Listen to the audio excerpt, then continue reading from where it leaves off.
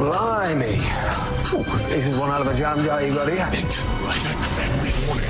The House of Mystery contains demons, angels, elementals, magicians, wizards, apparitions, adult language, and discussions. If you're easily offended, do not enter the House of Mystery. All right, then.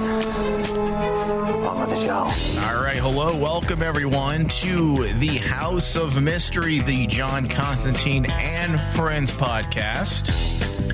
I am Michael Flores, the host of the House of Mystery, and along with me, it seems like you're going to be the usual guest host, Dave. It is my fellow apparition. You're a ghost. Occultist. There, that's Occultist. better. Occultist David. How are you today? Doing good and feeling fine. Yeah. All right. So in this episode, we have a lot to get through, a lot to discuss. This is something that I've been waiting for a very long time. You and me both. We are going to discuss and break down the Sandman Universe Presents Hellblazer one-shot, the best version of you. This one is a big deal. It is. And it's an event. It's an event. And since its announcement, it has felt like a big deal. Not many comic book titles these days get the amount of press this one has received. Numerous press releases within the trades, Hollywood Reporter, The Variety, big film trades.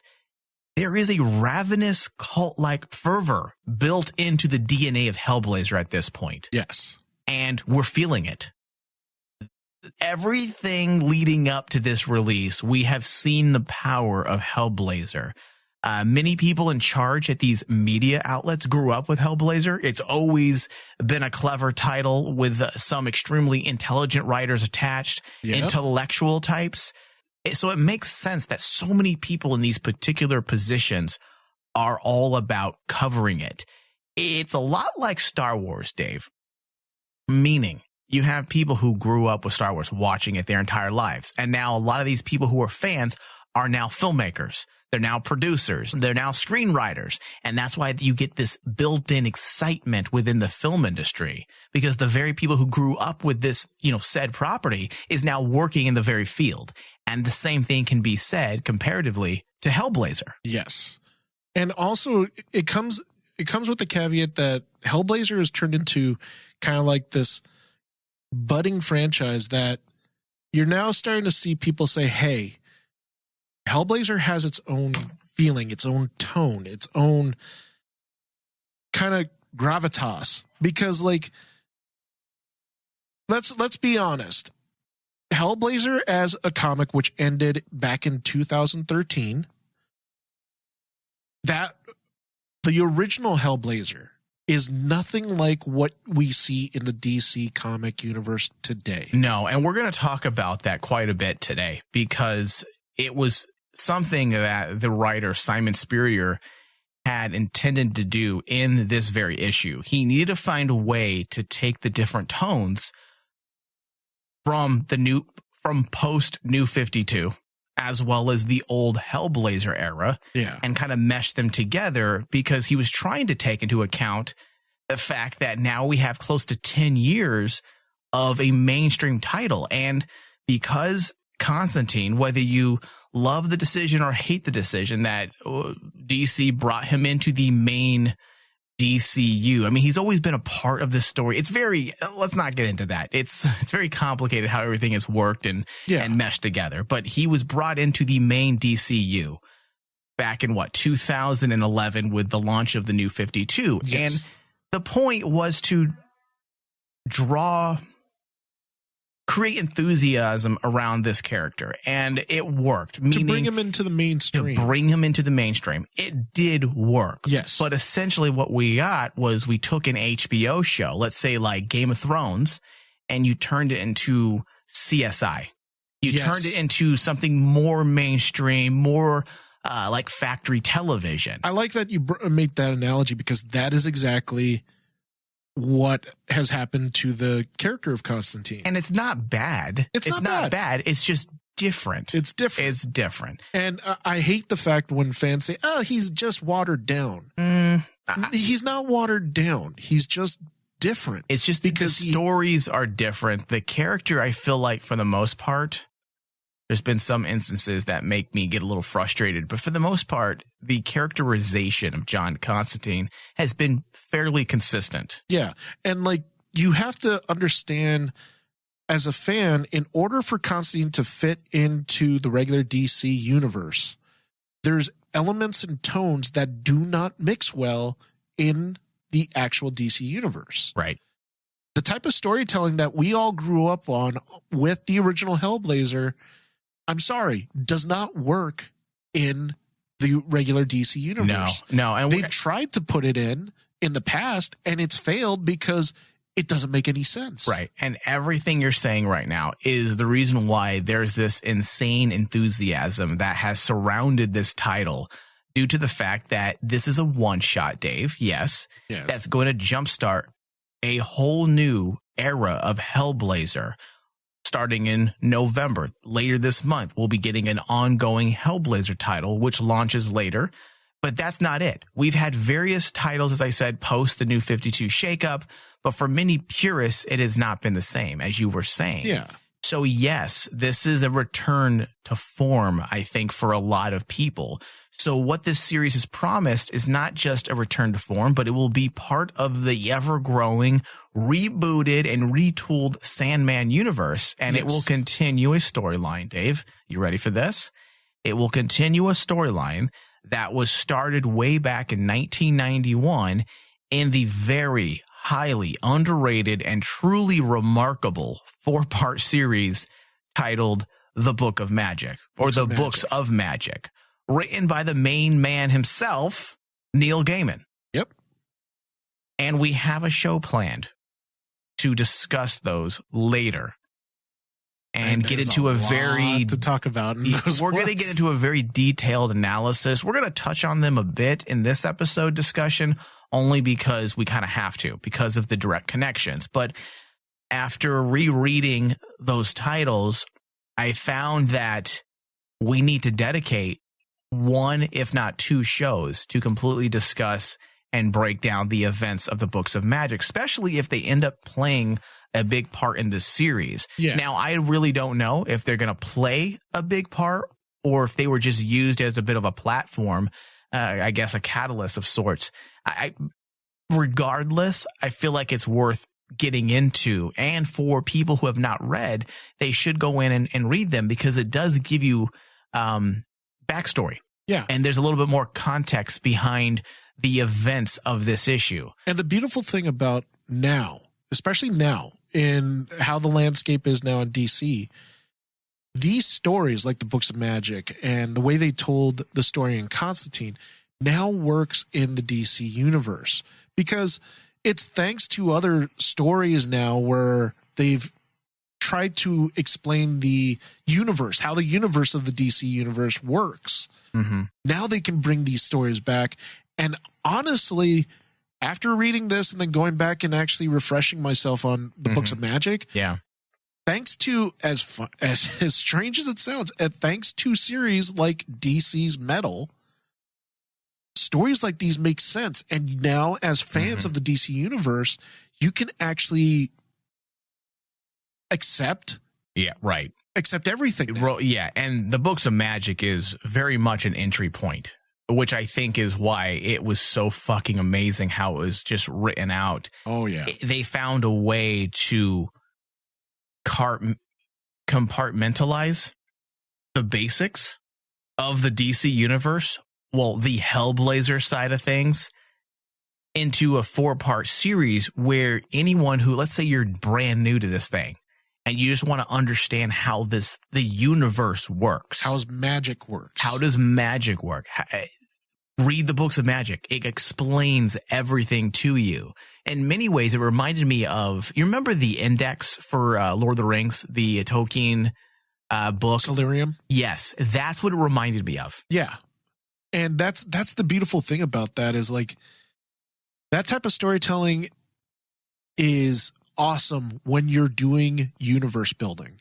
It's needed at times. Especially late in the game. Let's be honest. 1991 was very late in the game. Things have already been coming around. We already had the Phantom Stranger. We already had Constantine. We already had, the Sandman Universe. We had all these things going on, but they still managed to say, all right, let's stop here for a second. Let's tell this new story. Let's introduce this new character, Tim Hunter. And at the same time, let's explain how all of this works together. And let's use one character, Tim Hunter, to bring it all together. Now, that setup, or the setup for this specific series, the Hellblazer relaunch, is surprisingly simple. Yeah. But not in an intellectual sense, in a narrative sense. They made it very easy for folks, just like the books of magic. They made it very easy for folks just coming in, or people new wanting to get into Hellblazer. They made it very easy for them to follow along. However, if you know the background and you've read the books of magic, it's even more exciting. It makes the story within Hellblazer #1 so much more better, because so much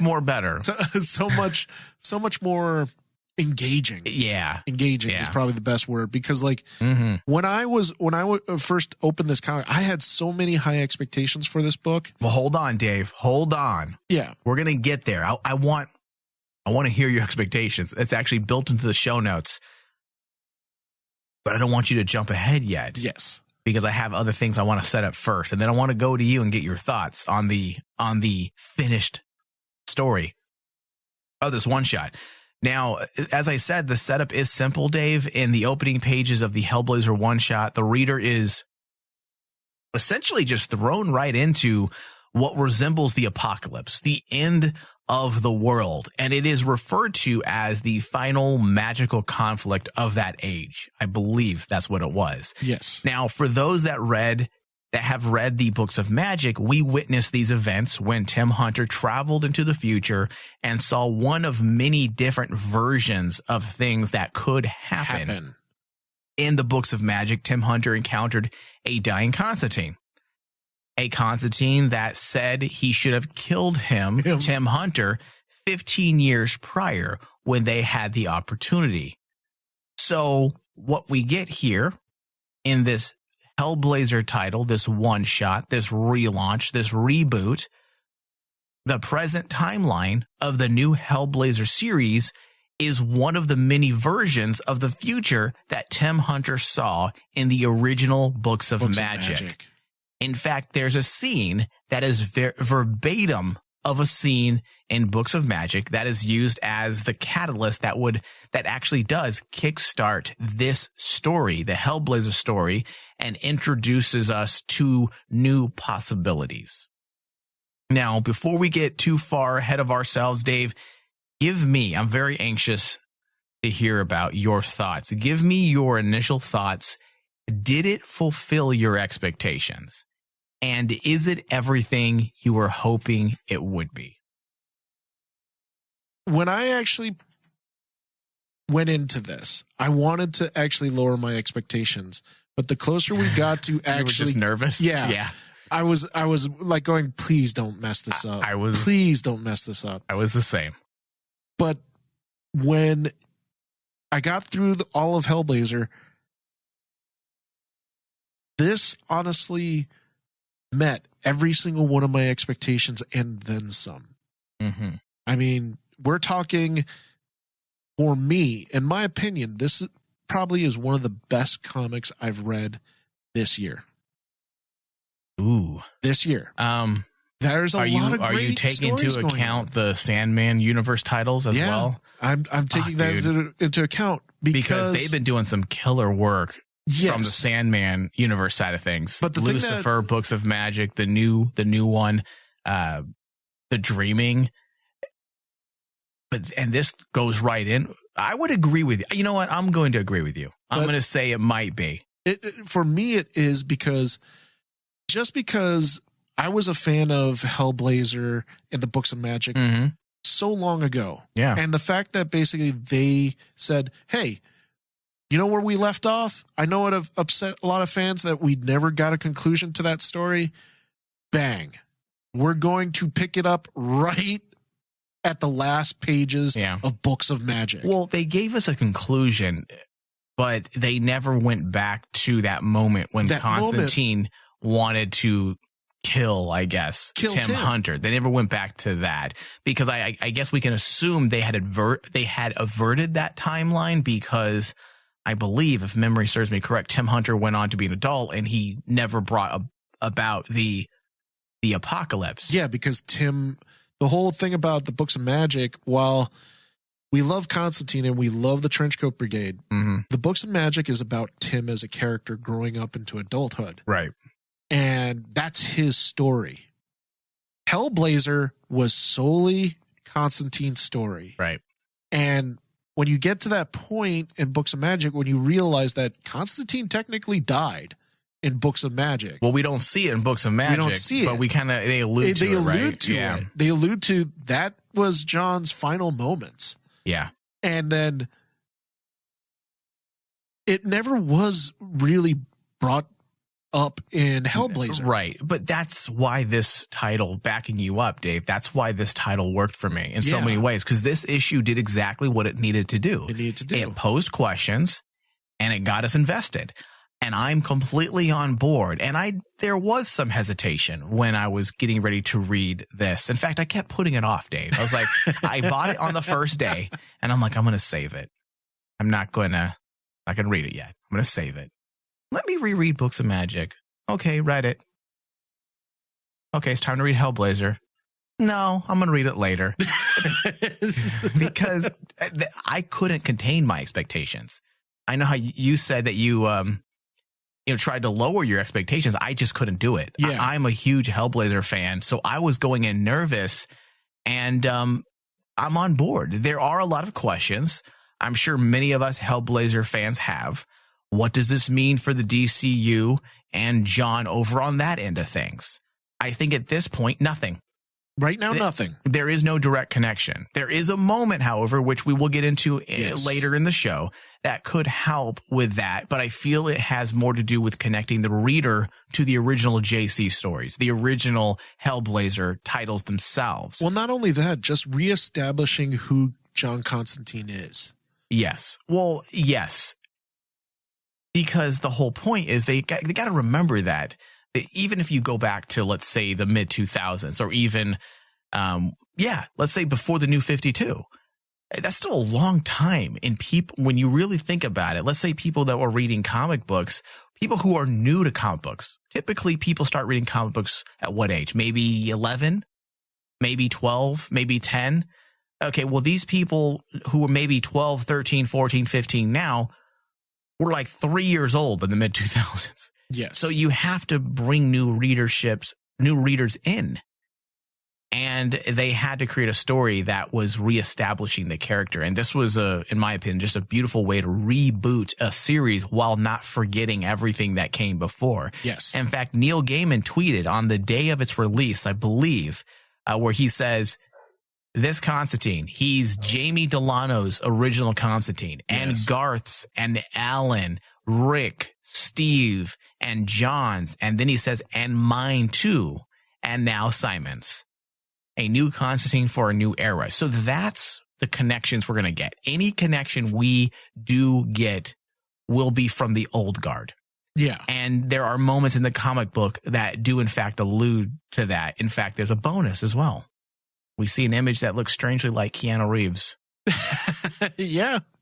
Because I guarantee you there's no reason for that other than the fact that Simon was probably going to have a little fun with Simon people. was having a little fun. But there were a lot of wink moments that no one else would really understand things unless A, Keanu Reeves' movie, or B, you're an old school Hellblazer fan. There was a lot of great moments like that, which gave me more confidence, Dave, with the overall series and what we're going to get, because this is a fucking dude that's just like you and I. He fucking is in love with Hellblazer. He's in love with Hellblazer. And that's the thing about what Simon Spurrier did with this comic that is really special to me is like, he not only is in love with Hellblazer, but he understands what fans like about Hellblazer. Yep. That's very clear. He basically says he knows that basically there's different kinks to John as a character that we all like, but John is all of these things. He is the Keanu Reeves character. That is him. And he understands that basically he's not trying to trash the old to do something new. He wants to establish that basically John as a character is so dynamic that this is his history. We're going to see his history as a character. Now, arguably, Dave, you can say that he was taking a bit of a stab, or maybe what's the word I'm looking for, Dave? Jab. Taking a little bit of a jab. There we go. At the DCU version, the New 52 version. There was a concerted effort from Spurrier to open the story in a big epic way in order for the standard DCU readers that were introduced to Constantine post New 52. In fact, in an interview, he stated as much. And I'm going to read this little blurb from the interview. He wanted to satisfy Hellblazer fans as well as welcome in anyone who's discovered the character via one of his more dialed up, if not outright spandexy, recent incarnations. Now, this is his words. These are direct quotes. The one-off special issue has the difficult task of not only laying the groundwork for the new status quo, but also bridging the tonal gulf. Hence, it begins in a vein which will feel quite familiar to those who've discovered John via his DCU appearances. Justice League Dark, the Constantine title, the Hellblazer Rebirth title. He says lots of colors, insane things happening, and crackingly magical explode is what he says. And then via various twists and turns, it transitions toward a more nuanced, horror-centric reality of hauntings, slithering half-seen influences, and embittered liars getting drunk in pubs. Yep. So that by the end of the issue, we are entirely in Hellblazer territory. And that's exactly what he did. And there were also some very meta moments, as I said, where he was taking jabs. Constantine said, "The flashy shit is not my scene." How many times did he say that throughout the entire issue? Oh, yeah, he calls it flashy shit. Numerous times. So that was Simon having a little bit of fun. Now, I'm not saying he hated the New 52 or the Rebirth Hellblazer title, but he understands. He understands the differences, and he was trying to blend them as best as possible, knowing that many of those New 52 fans, John Constantine has a whole new group of fans because of that, because of the New 52, because of Justice League Dark, because of the Hellblazer Rebirth title, and of course because of the TV show and Legends of Tomorrow. Yeah. So he needed to let people see within those opening pages the bright colors and the shiny explosions, the madness of the more mainstream version of Constantine.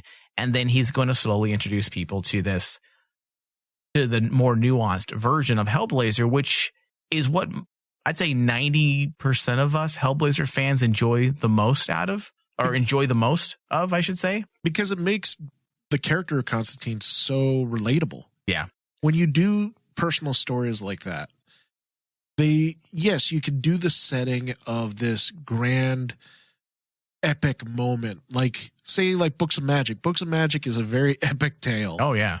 But like it's still very personal because of the way the story unfolds. Dude, I think that might be, you know how people give Frank Miller credit for what's the first Batman one he wrote? Dark Knight Returns? No, Year One. Year One. You know how people we studied that in college because it's considered a piece of literature, and it is good.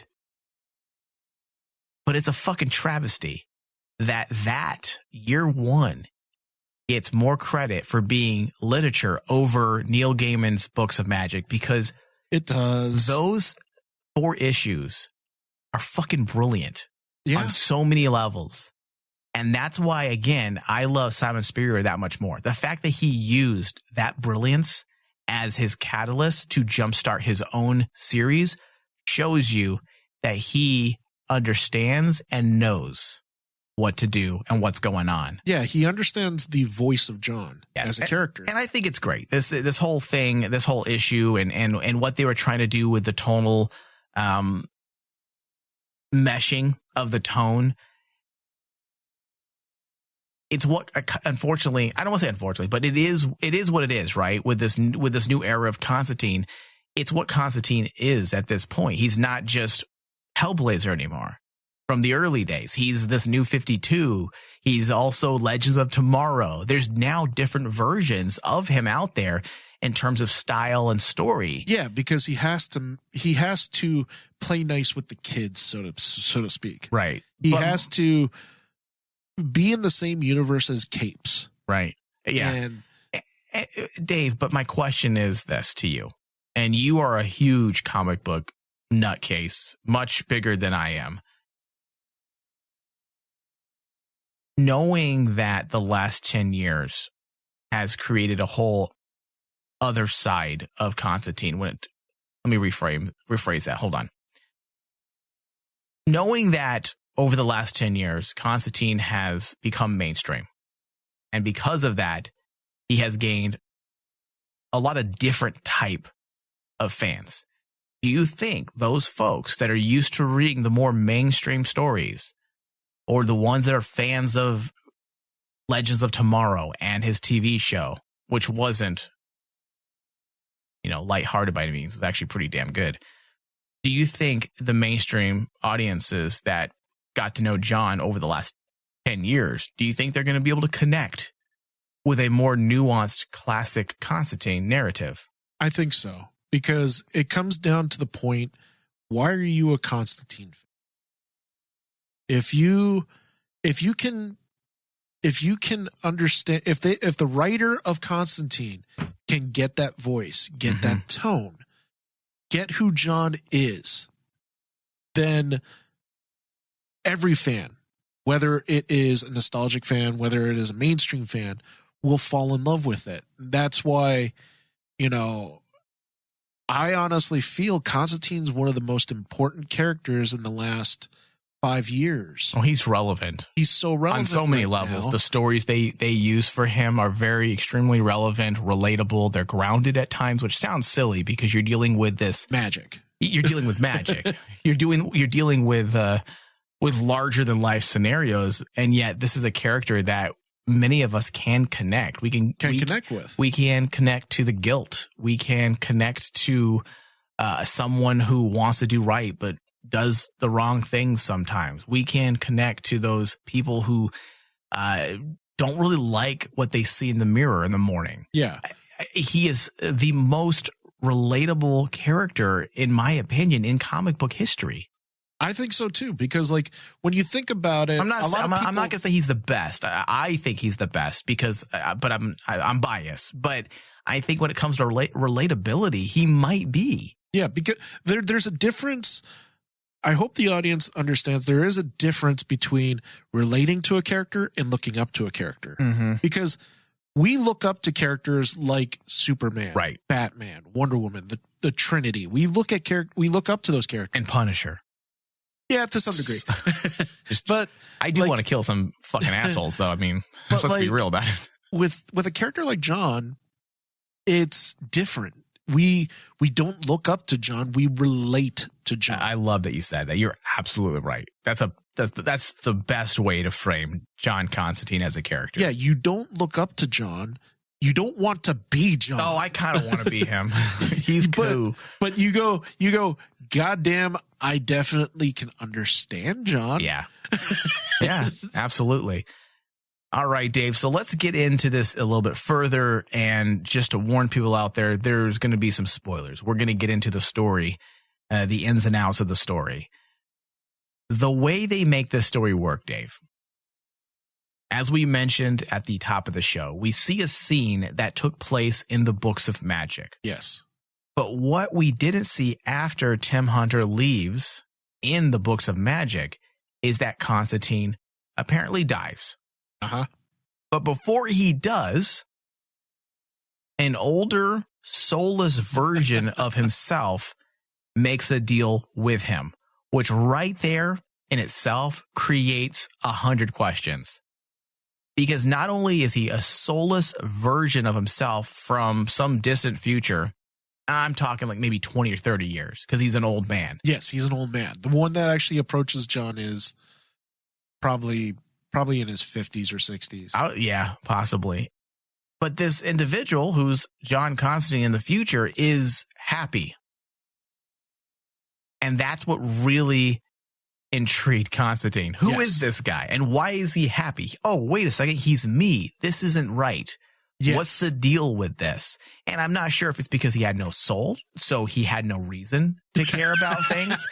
And I'm glad you pointed that out, because I'm like going, I thought about that. That in itself is an amazing angle to take. If they choose to do a story about that, if that ends up being a big part of the upcoming Hellblazer title, which based on how this issue ended, I have a feeling it will be. I mean, talk about a moral question they can pose, or an ethical question. Will I be happier if I just don't have a soul? When you don't have your moral compass. When you don't, yes. I mean, that writes itself. It's fascinating. And without getting bogged down with recapping the comic, the old version, he sends Constantine to a time where he's needed, right before he dies. He makes a deal with him, says, hey, if you give me your soul, I will spare your life, which, by the way, we don't even know how he's able to do this, and I'm sure that's going to be wrapped up into the main arc of the upcoming title. He sends Constantine to a time where he's needed. At least that's what he's told. Yes. His mind is sent to a version of himself that is in 2019, our time. Yep. How does this fit in with previous stories? Who fucking knows?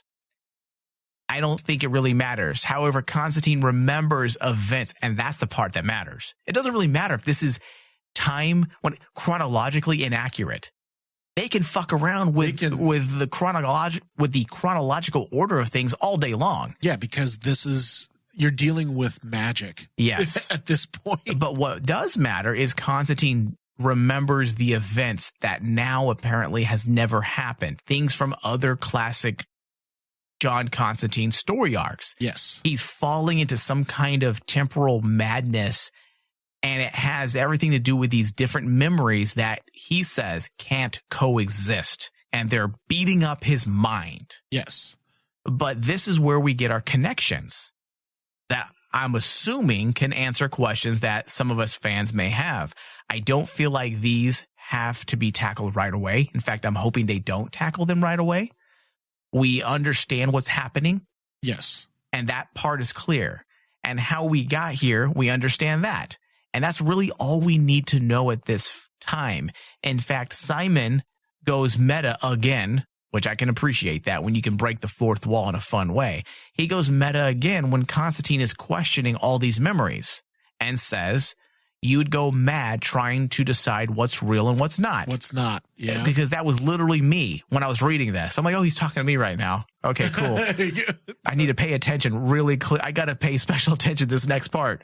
He's like, when the only question worth asking is, what matters right now? Now.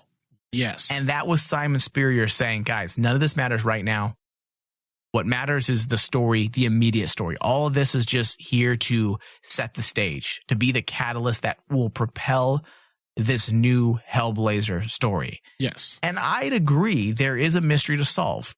We do need to eventually get to answering some questions, but there's no rush. We understand the setup, and that's all I wanted in this first issue. And I wanted them to address the old Constantine. Yep. I wanted them to address the books of magic, and they did. Yeah, and the setup, honestly, by Simon was a masterstroke. Like, at this it really one issue, this one shot, we now understand that basically, okay, this might be the storyline that is going to be going into the brand new Hellblazer comic that's coming out, and this is going to be the story arc. This is our myth arc, but we're also not going to forget about the stuff that you all remember. We're trying to explain how this fits and where it fits. And is this is this actually going on in the DC universe? Is this like an Elseworlds? What is it? No. Well, it's definitely not an Elseworlds. This is definitely not an Elseworlds. This is definitely what Neil Gaiman had tweeted out. This is all of it. All of the classic Constantine stories. This is all of those stories. Yes. And then you're bringing John forward. That's the important part. Forward and yet back. That's why it's interesting. Yeah. Man, it is good. It does make you go a little crazy if you try to understand all of it, but that's not the point. All we needed to know in this first issue, this one shot, was it will be acknowledged. It has been acknowledged, and all of it happened, and the mystery will be told or revealed in subsequent issues. And that's, Dave, as I said, that's all I wanted. I wanted them to not do the classic reboot thing. I didn't want them to do what they did with the New 52 and kind of continue stories in kind of this half-assed, very tame way. Because my biggest issue to date is I have such a love-hate relationship with the New 52 run of Justice League Dark. Yeah. There were moments I absolutely love.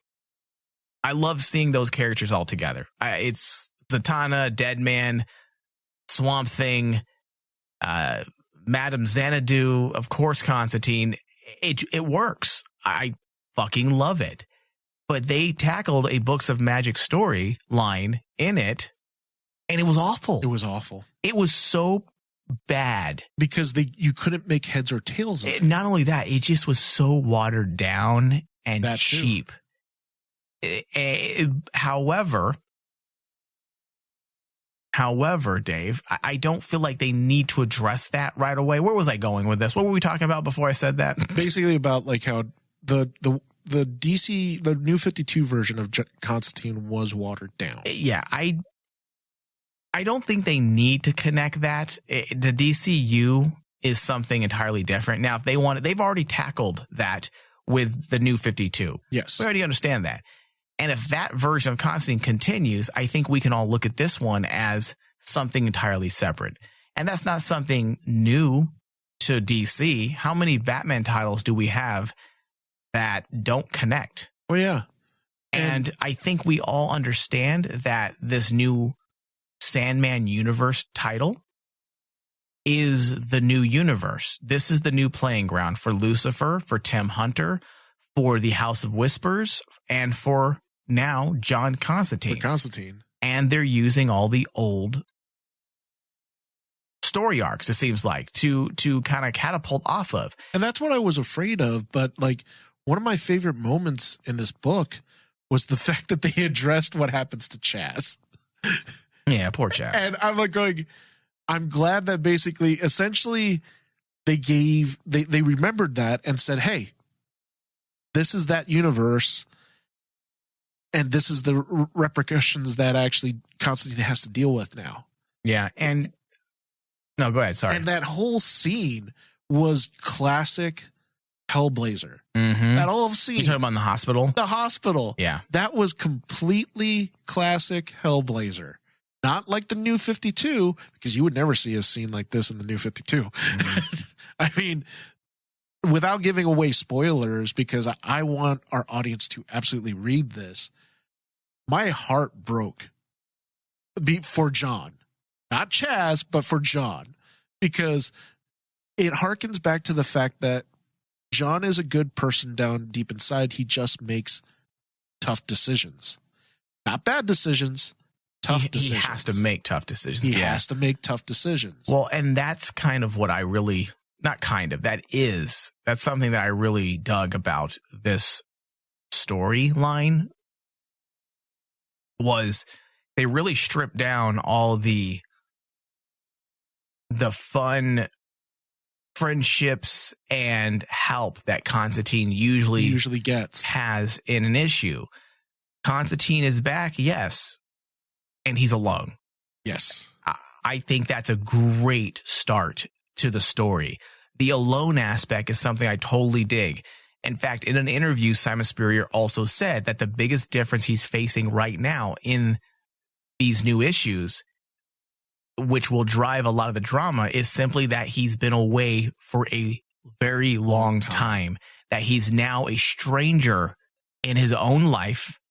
There are monsters and fools in charge of the world, and where once he had a near endless Rolodex of old mates and lovers on whom he can rely for help, he no longer has them. And that's going to be an interesting aspect. That's something we have not seen in a very long time. A John Constantine who is by himself. And it's going to be a very fun way for, you can tell Simon Spurrier loves to fucking write. Like he doesn't just want to write action points and, okay, A to B to C to D. He wants to write a fucking story. Yes. And the fact that he gave him something like this, something emotional ingredients that he can now explore the loneliness of John Constantine. Character drama. It's character drama. Absolutely fantastic.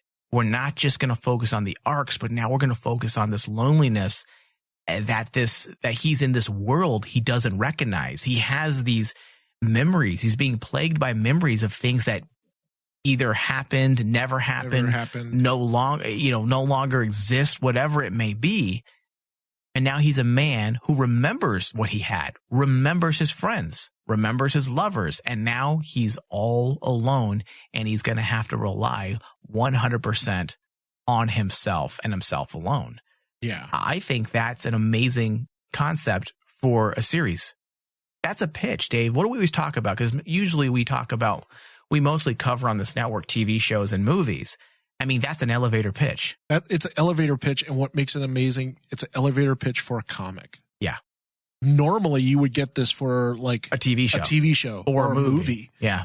But to get this type of storytelling in a comic, it is something special. It elevates a comic from being just a simple comic book to being something that, like what we mentioned earlier, is considered a piece of literature. Yeah. You're talking about storytelling that will harken back to things like Watchmen, like V for Vendetta, of course, the books of magic, Neil Gaiman, all that stuff. Hardcore writing. Yeah. You mean real writing? Real writing. Yeah. Yes. And these are the types of stories. I know there's people out there who like, probably not listening to this show, but people in general who don't understand why grown men read comic books. Well, this is why. Because these aren't your little, naive. I don't want to bash Superman because I love Superman, but this isn't the 1980s. This isn't the 70s where comic books were very naive and written for children. I mean, we're getting real stories here that people can connect with. Yes. And we've sorely missed a Hellblazer title, and I'm very happy with how they set this up. Now, bringing it back briefly, one more point on the connection to the DCU, the main DCU, post New 52. We may, Dave, for those people out there who are avid fans of that era, that's fine. I love John Constantine, and as I said at the top of the show, I felt like the characterization of John Constantine in those stories were fine. Some of the stories were kind of but they weren't. I don't think anybody fucked up John Constantine. No. So I think eventually, I don't think it needs to be handled right now, but just like we may tackle the other multi-universe realities, alternate timeline Constantines, I feel like there's room to also create a little bit of a connection to that. It won't be right away. I don't think it needs to be, but eventually we may get it. I think we will, especially since just outside of Hellblazer, what the DC Universe, the overall narrative of DC Universe, all their stories are tackling right now. It's not just about 52 universes. They're tackling concepts now. If for those that are following all of the DC storylines of DC comic books, they're tackling stories that deal with what? Multiple dimensions, universes, multiple different dark universes. But that flashy stuff isn't Constantine's scene, though. Yeah. But some of that flashy stuff it might just be because take a look at the Dark Multiverse and look at the Books of Magic. Books of Magic. Yeah. It's it's all tying together really nicely to really separate the DC universe as one cohesive place. Yeah, and sandbox. And there might be, again, Dave, new listeners who are only, again, here for the New 52 or Rebirth. Superman does exist in this Constantine world. Yes. I mean, they mentioned it in the books of magic. Uh-huh. That Mr. E actually admires Superman. So yes, these characters do exist. It's just different. It's different. They're separate worlds. You guys explained it the other day in the studio off air that it's a lot like Harry Potter. Yes. Where the people with magic see the world of magic and the people that don't. The people that don't have magic don't see it. So it's a world within a world. Yeah. And that's actually understandable when you think about how the DC universe works. Yeah. No one sees the green completely like Swamp Thing, but it's there. No one sees the red. No one sees Zatanna's titties. Oh, I think Batman has. Stupid fuck Batman. And then, like in regards to Superman, the thing I loved what Vertigo did in regards to Superman was establish the fact that that's one of his weaknesses. Because why? Superman's not a magical being. That's why he's pretty magical to me, David. Superman is totally science. He's magical to me. I believe in him, hence he's magical. All right, let's go to a very quick break, and then when we get back, we're going to get into our final thoughts as well as the art and some final thoughts on Simon Spurrier. We'll be right back. That Irishman there's a leprechaun. So sorry, are you being serious or racist? Both, love. The Rain Man Show. The Rain Man Show. Apparently. Whole fabric of society, so long as they and their weird way of doing sex is legitimized. That's what they want. Their weird way of having sex or doing sex. I mean, gay folk, they're not aliens. They're not from Trisomian 21. They're human beings. They have sex the same way we do. They don't mind meld in order to fuck. Now then, they don't place their fingertips together and they're orgasming. The way Thomas. Oh, Jesus, he's in the studio. Thomas, the way the gays signed those leases for the latest Kia excursion. I mean, it's madness. The way they do those leases and buy those homes. And you mean with the signature the same way everyone else does? Their credit ratings are just exuberantly high for people. From a lack of divorce. It's true. I mean, they live a better life. They have more disposable income than the rest of us. But good golly, they're going to ruin society. If anything, we can learn a little bit about economics and the life savings from the gay community. For more Rain Man, visit RainManShow.com.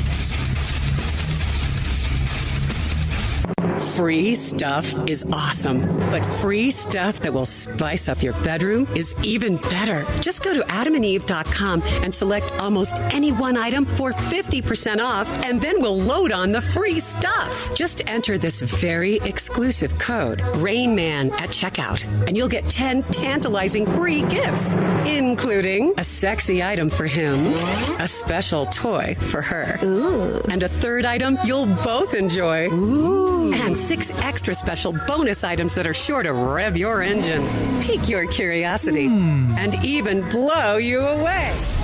Plus, free shipping! Always sent in discreet packaging. Go to adamandeve.com now. Get 50% off plus the 10 free gifts when you enter the exclusive offer code RAINMAN. Again, that's RAINMAN. Because without it, no free stuff. That's RAINMAN at adamandeve.com. Can't you just want to magic away? Who the hell do you think I am? Benedict Bloody Cumberbatch.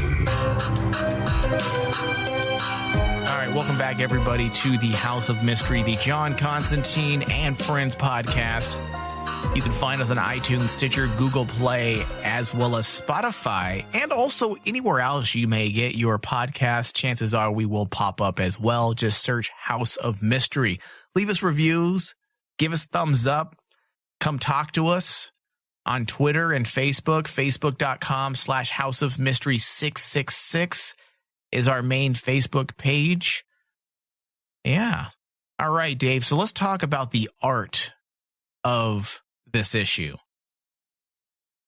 The artwork is utterly gorgeous, just completely gorgeous. Yeah. Takara's art is perfect for Hellblazer. Now, Takara is not covering the ongoing series, right?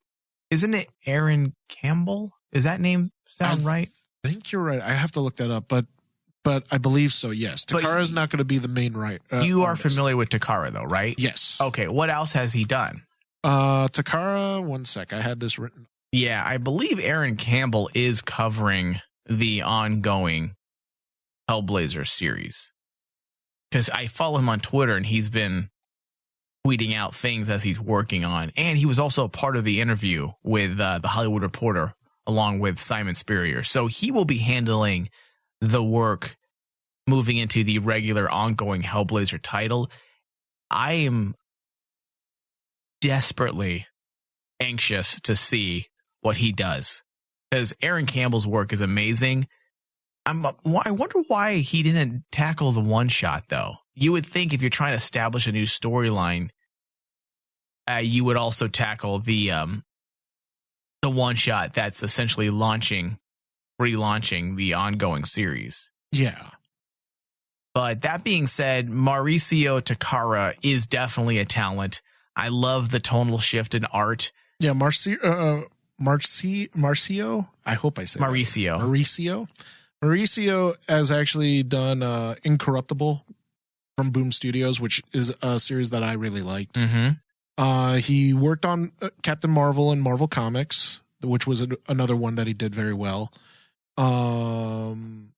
And he also did some Batman. I believe Detective Comics. Well, he did a great job in this issue. As I was saying, I love the tonal shift in art style from the apocalyptic beginning to the more classic tone. Yeah. He did a good job bringing those styles together, because the style did change. Did you notice the style and artwork also shifted once Constantine was tossed into this new reality? Yeah, because like it started going back. It started going back to like the old style art. Yes, it like was what very I saw reminiscent. Of Books of Magic, and I was like, okay, you started off with just like what you said, alluded to earlier, all the bright colors. It looked more like a Justice League Dark title, right? And then all of a sudden, when you get to like the monotone panels, like the scenes where desaturated and the more film noir vibe. Yeah, especially like the hospital scenes. Yep. In the very end, suddenly that started giving me the vibes that, wait a minute, this is like the old Hellblazer art. Yeah. And I really appreciated that Takara actually was willing to do something like that, where it's really tough getting a tone of a certain art in a comic, right? When you look at someone's art and they just do Batman, they do like just like the Batman character. Everyone does their own version of Batman. You have Jim Lee's version. You have Frank Miller's version. All those different versions of Batman's art, but there's still something that they capture with the tone of the art. And Takara for Hellblazer captured the tone of basically the classic 1990s. I think it's the 1991 series of Hellblazer, where you have desaturated tones, film noir look. You have a noir look and use of shadows. Some of the shadows, especially use of shadows when Constantine wakes up and he finds himself in this quote unquote reality that's in present day. Yeah. Suddenly it felt like the old Hellblazer. And you got to, especially if you remember the old classic stories, they're very procedural. They have that down and out detective vibe. I mean, essentially that's what Constantine is. Yeah, it's a noir story. The down and out, self-hating, guilt-ridden detective. That's what he is. So the fact that the art matched that and went back to the basics, I absolutely love what they did with it. And Simon Spurrier is a god among men. I'm new to his work, I will admit. I started reading The Dreaming last year, which is a work of fucking art. Like, it's mesmerizing. the panels he writes and then his art team, just amazing work. And other works within the new Sandman universe, which is a thing, which I feel like if you're going to read this Hellblazer title, you should read the Sandman universe. You should definitely brush up on the Sandman universe, especially before it gets to be too heavy, before you have too much to read to catch up on. And we will throw those links within the podcast description of this episode, along with links to the Books of Magic storyline, so that you can purchase those if you want to. And if you do, you should definitely go through our links because it does help our network as well. Dave, give me your final thoughts on this issue. We got to close it out today. My final thoughts on this issue, as I said, I was very conflicted going into this because I was worried that there's no way they can actually bring back all that decades of mythos with a one-shot. But I found myself really engaged in this comic and was really happy with it. We didn't even cover it, the cover art. The cover art for this book just made me giggle. I mean, it is that vibe. They're trying to bring back that Vertigo universe. Yeah. And show that part of DC's history was very special. And grade-wise, okay. Yeah, okay. Do you want to remind people of our grading system? Do Yes. you know it by heart or no? Okay, the grading system is basically 90 to 100 is a hell yeah, right?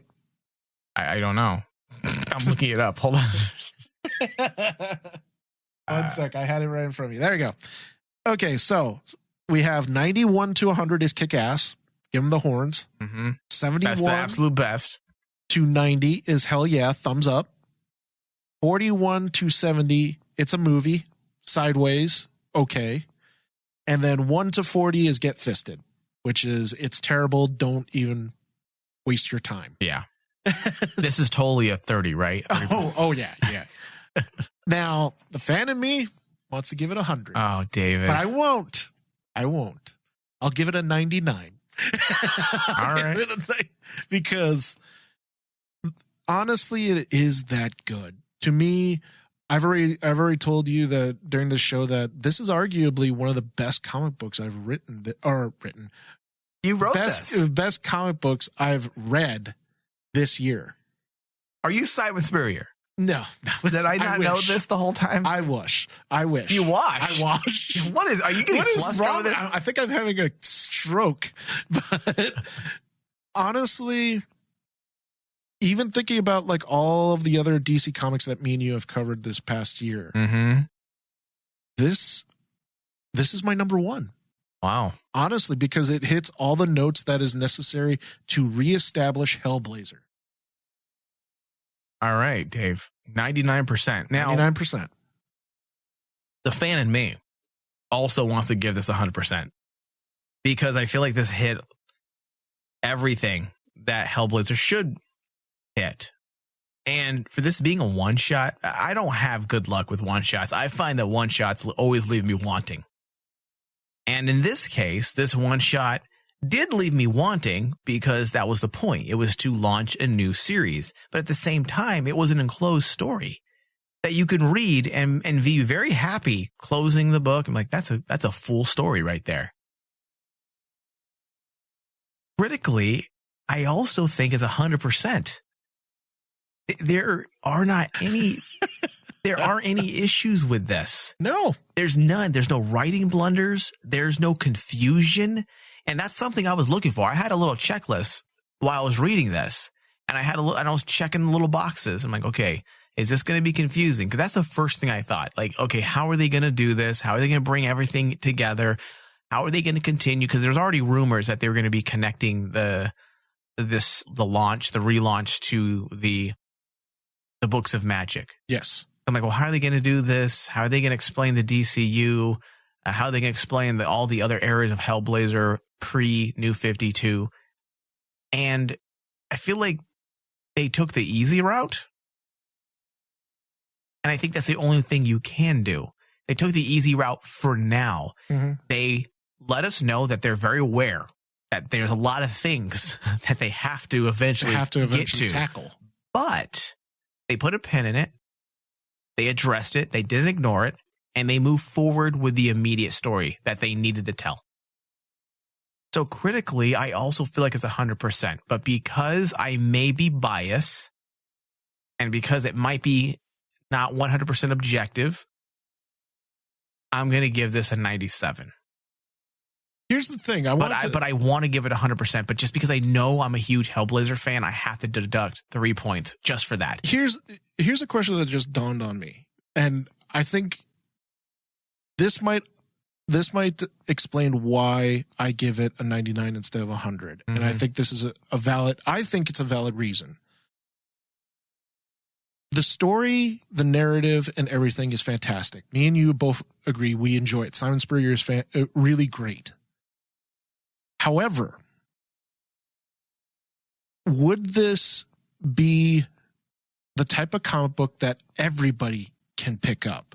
Because think about this. That's a good question. Like, if you were to hand this to your son, well, come on, would you allow your son to read it? No, he's too young to read this. But you mean pick someone else, Dave? My brother. Yeah.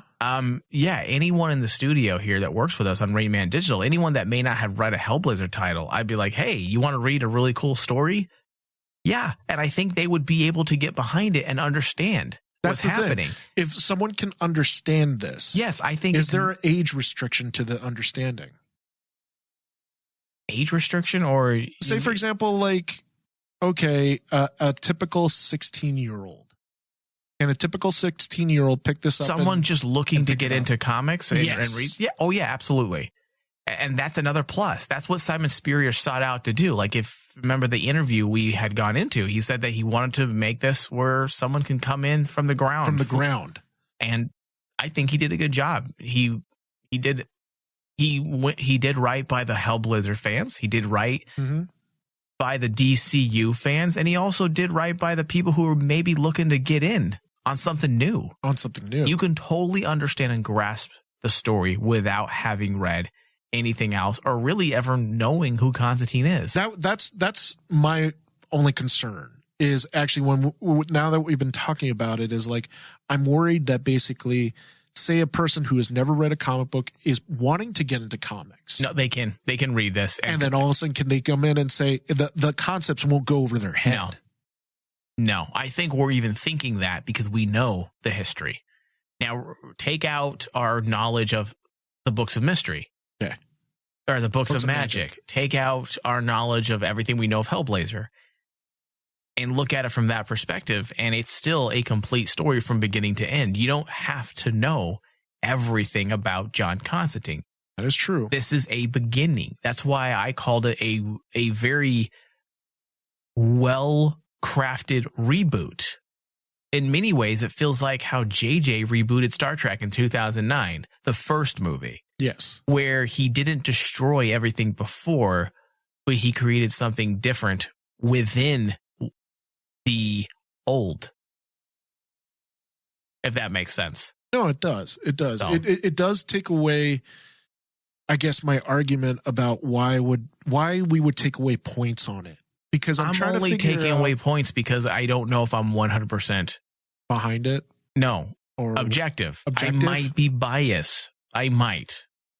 But what I see both critically and from a fan standpoint is I see excellence. Yeah. I see 100%. But because I know how much of a hardcore fan I am, I'm going to take into account that I might be just biased. seeing... Yeah, I might be seeing a big old pair of titties, and I don't see nothing else. That is true.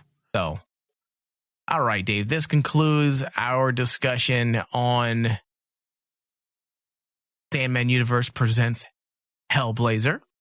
We will be back every single week that there's a new episode. We will be continuing our coverage of every new issue of Hellblazer moving forward. It's going to be a part of the show now. It's a staple of this show. Every new issue, we will sit down and we will review and we will discuss and break down. So please find us, Stitcher, iTunes, Google Play, Spotify, search House of Mystery. Thank you, David.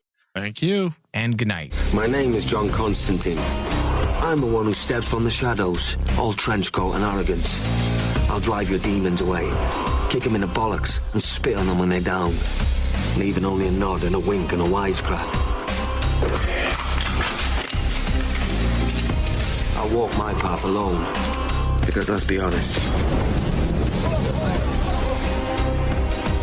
who'd be crazy enough to walk it with me?